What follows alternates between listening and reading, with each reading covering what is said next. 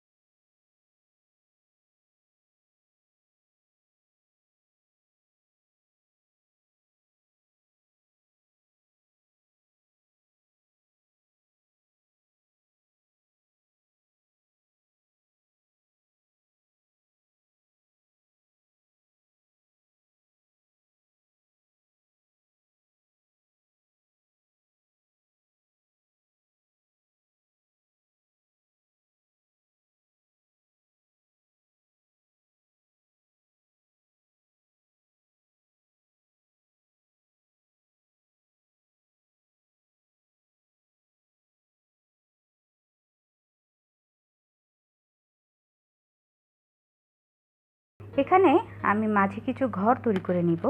প্রথম যে ঘরটা তৈরি করেছি এটা আমার 1 ইঞ্চির থেকে একটু কম, আর মাঝে এই দুইটা দাগ যে দিয়েছি সেটা কিন্তু 1 সেন্টিমিটারের ডিফারেন্সে হবে, 1 সেন্টিমিটার 1 সেন্টিমিটার করে।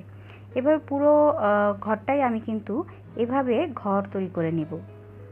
আপনারা দেখেই বুঝতে পারবেন যে আমি কিভাবে ঘরগুলো তৈরি করছি। আমার কথাগুলো বুঝতে অসুবিধা হলে আপনারা নিজেরাই বুঝতে পারবেন।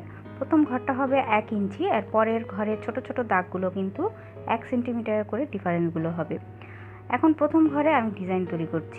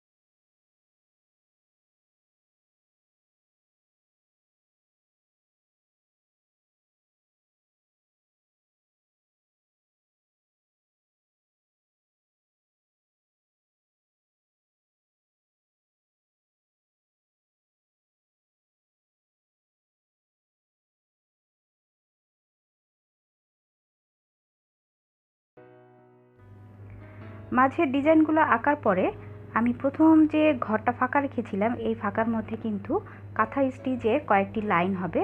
আমি এভাবে এজন্য আপনাদেরকে দেখিয়ে দিয়েছি যে এখানে কাঁথা স্টিচের লাইনটা হচ্ছে, তাই আমি পেন্সিল দিয়ে এঁকে দিচ্ছি। এখানে মোট 4টি ঘর হবে, 4টি ঘরে কিন্তু 1 সেন্টিমিটার করে ডিস্টেন্স হবে।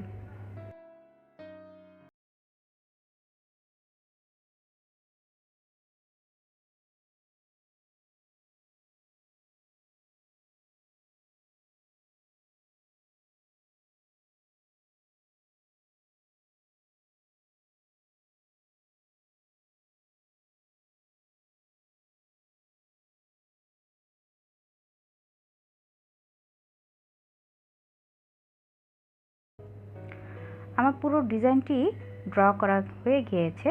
আমি খুব ইজিভাবে ডিজাইনটি কিন্তু তৈরি করেছি। এখন দেখি এই ডিজাইন দিয়ে নকশি কাঁথা সেলাই করলে কেমন হয়। আমি এই ডিজাইন দিয়ে কিন্তু আগেই নকশি কাঁথা তৈরি করে ফেলেছি, একটা বেবি নকশি কাঁথা। এখন আমি আপনাদের দেখিয়ে দিচ্ছি কিভাবে আমি সেলাই করেছি। পুরো ডিজাইনটি আমি কিন্তু খুব ইজিভাবে তৈরি করার চেষ্টা করেছি, যাতে করে আপনারাও খুব সহজে এরকম একটি নকশি কাঁথা আপনাদের প্রিয়জনকে সেলাই করে দিতে পারেন, অথবা আপনার নিজের সোনামণির জন্য কিন্তু তৈরি করে নিতে পারেন। আর আমি যে কাপড়ের উপর সেলাইটি করেছি এটা কিন্তু মার্হিন কাপড় বলে, বা ল্যাপের কভার যে কাপড় দিয়ে তৈরি করা হয় সেই কাপড়ের উপরে কিন্তু আমি নকশি কাঁথাটা তৈরি করেছি। আশা করি আমি যেভাবে ডিজাইনটি ড্র করেছি এবং সেলাইটিও দেখিয়ে দিয়েছি আপনাদের উপকারে আসবে এই ভিডিওটি দেখলে। আর মনোযোগ সহকারে ভিডিওটি দেখলে আপনারা নিজেরাই কিন্তু এরকম একটি ইজি ড্রয়িং করে কাঁথা সেলাই করে নিতে পারবেন। আজকের ভিডিওটি যদি আপনাদের ভালো লেগে থাকে তাহলে প্লিজ একটা লাইক দিবেন আর সাবস্ক্রাইব করবেন আমার চ্যানেলটি। পাশে থাকা বেল আইকনটি ক্লিক করে রাখবেন নতুন এমন ভিডিওর আপডেট পাওয়ার জন্য। আর আমার কাছে যদি কোনো সেলাই বিষয়ক কোনো প্রশ্ন থেকে থাকে তাহলে কমেন্ট সেকশনে আমাকে প্রশ্ন করবেন, আমি কিন্তু যথাসাধ্য উত্তর দেওয়ার চেষ্টা করব। আজ তাহলে এ পর্যন্তই। সবাই ভালো থাকবেন, সুস্থ থাকবেন। আল্লাহ হাফেজ।